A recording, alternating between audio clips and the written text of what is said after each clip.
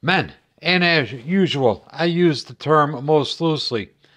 I got a partially assembled transmission over here, and I've been, playing with the shifter forks trying to get the engagement correct.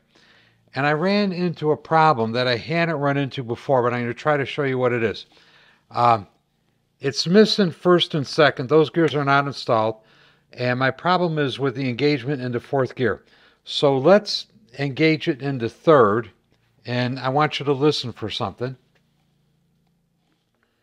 All right, going into third. You hear that spring kind of recoil noise that it made? That's a sign that it has made a clean shift. Now we're going to go into fourth. Okay, going into fourth.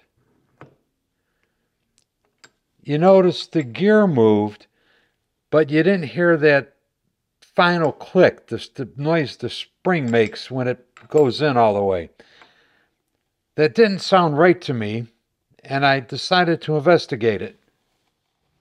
Okay, this might not be immediately obvious, but what you're looking at is the shifter cam where it engages the detent. And right down here, notice that the detent has not fallen into the bottom of the groove on the cam. That's how come it's not making that final click of engagement.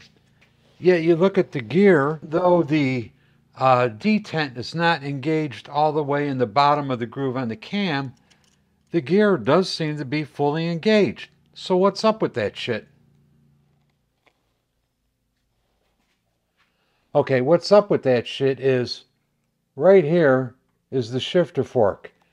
The shifter fork is hitting the boss for the bearing on the trapdoor right here. The shifter fork is a little too fat in this area. So I'm going to pull this out again for like the 10th time because I've been screwing with this a while trying to figure it out. I'm going to pull this out. I'm going to grind a little bit off the shifter fork over here and we're going to try it again. All right, I'm going to try to get you a little better view of the problem. I've removed the gears so that you could see the shifter fork move.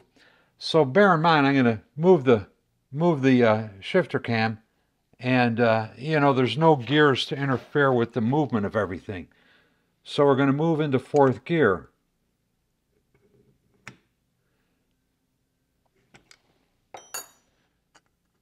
And you see right here is the end of the shifter fork, and right here it's hitting the boss on the trapdoor.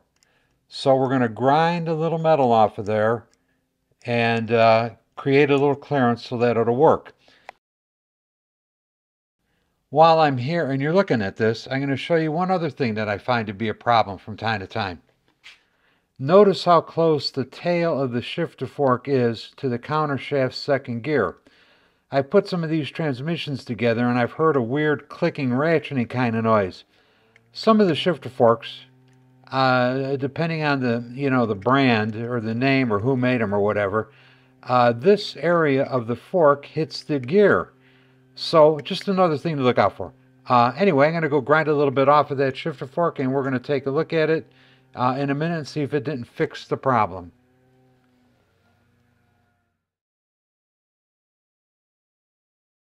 All right, I just came back from the grinding wheel and there is now a positive clearance between the shifter fork and the boss on the trap door.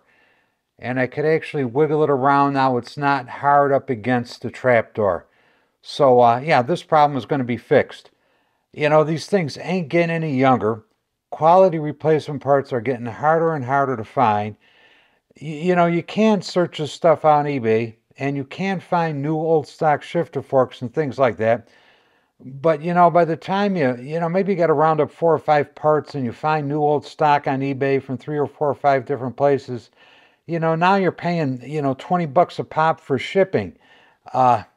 you know, but what are you going to do? Sometimes, you know, sometimes you got to modify what you get your hands on. Sometimes you got to pay the extra money. It just kind of all depends on what the job is at hand. And you could see where I ground the shifter fork.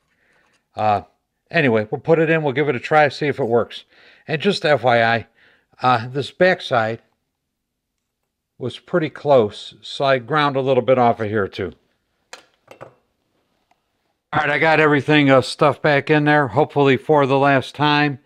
So let's run it through the gears once more and make sure it goes. So we'll go to first. No sweat, goes in nicely. Line up the dogs for second. Go back into neutral. Go into second. Let me line up the dogs for third.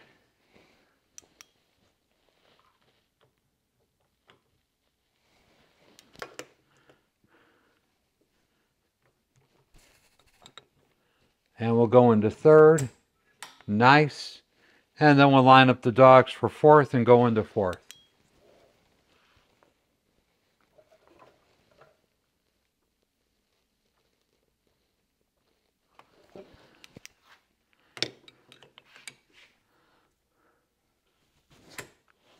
Nice. It popped all the way over and in, and we're engaged. Anyway, hope you enjoyed that.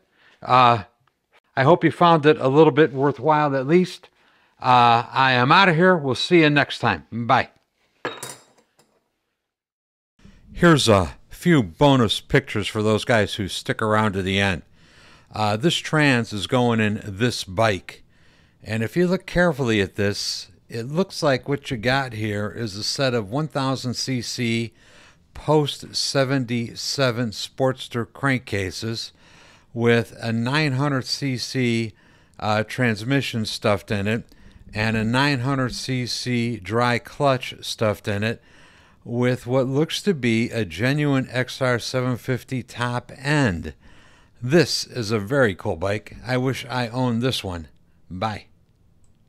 Just a quick reminder, you can help support and grow this channel, first of all and most importantly, by hitting that subscribe button. So if you haven't subscribed already, go ahead and hit the subscribe button. If you'd like to do a little more, join me on Patreon. Links down below. So go ahead and join me on Patreon if you feel so inclined. And finally, coffee cups, stickers, and gas tank covers are available. This is a new design coffee cup. I like the old ones, but I like these new ones even better.